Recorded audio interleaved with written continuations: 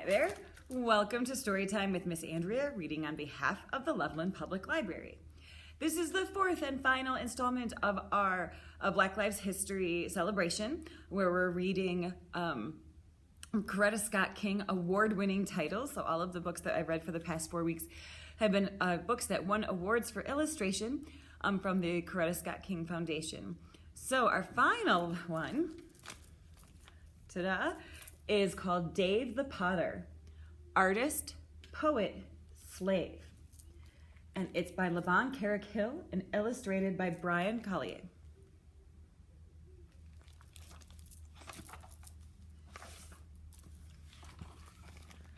To us, it is just dirt, the ground we walk on.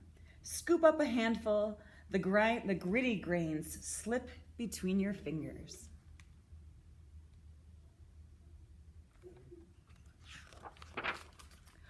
On wet days, heavy with rainwater, it is cool and squishy, mud pie heaven. But to Dave, it was clay, the plain and basic stuff upon which he had learned to form a life as a slave nearly 200 years ago. So Dave lived 200 years ago and was a slave. To us, it is just a pot, round and tall, good for keeping marbles or fresh cut flowers. But to Dave, it was a pot large enough to store a season's grain harvest, to put up salted meat, to hold memories.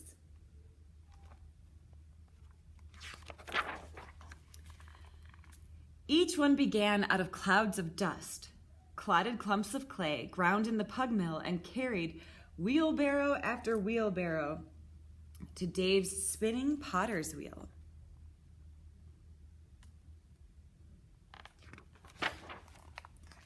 With a flat wooden paddle large enough to row across the Atlantic, Dave mixed clay with water drawn from the Big Horse Creek until wet and stiff and heavy.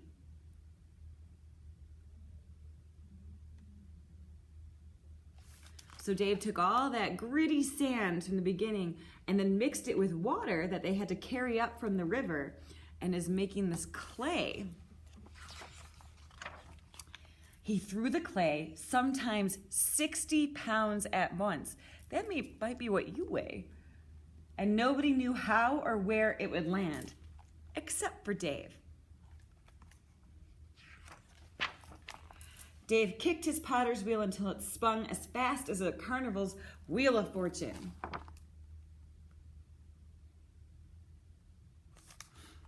All the dust flying in the air because he's working so fast.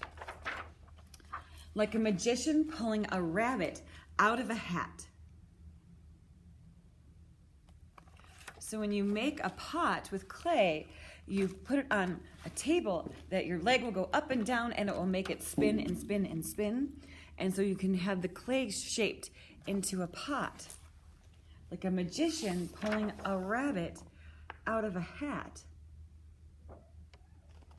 Dave's hands, buried in the mounded mud, pulled out the shape of a jar.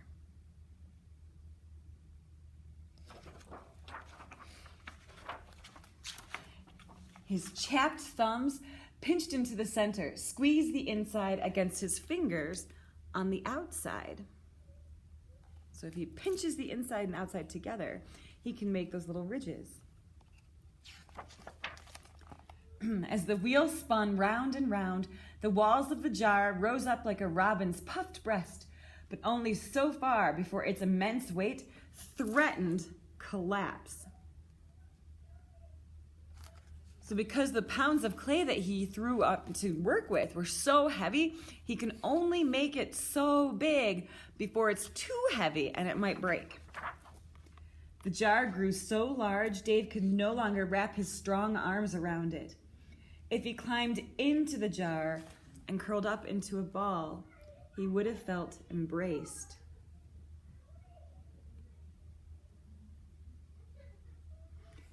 So Dave feels the jar is so big that if he crawled inside, it would feel like getting a hug. And the strong bones of the jar almost feel like the limbs of this tree. What do you see in the limbs of this tree?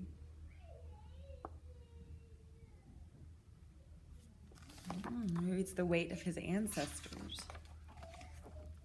Only then did he stop his potter's wheel and roll long ropes of clay between his dry, caked palms.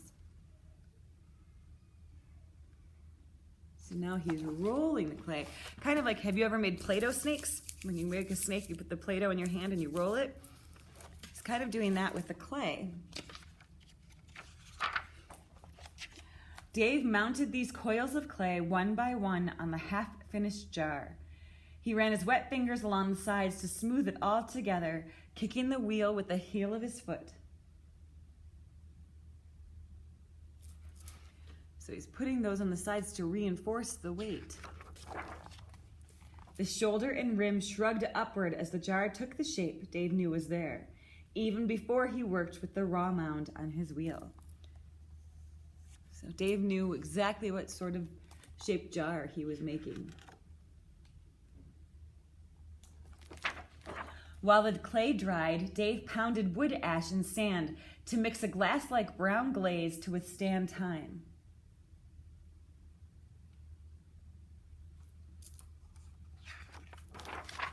But before the jar completely hardened, Dave picked up a stick and wrote to let us know that he was here. I wonder where is all my relation, friendship to all and every nation. So he wrote words in his clay pots. He wrote little poems. So this was a true story. Here's a picture of some of Dave the Potter's pots that have been found. And if you come into the library and you can pick up a bag of our craft supply, it will look like this. And there's another picture of a pot with writing on it that Dave made. And you will get a little piece of clay. You'll get a little jar. And it has a little wet paper towel in it, so that way it stays moist, so that you can actually take the clay out and make something that you would like. Whatever shape that you want. If you want to make a pot, you can.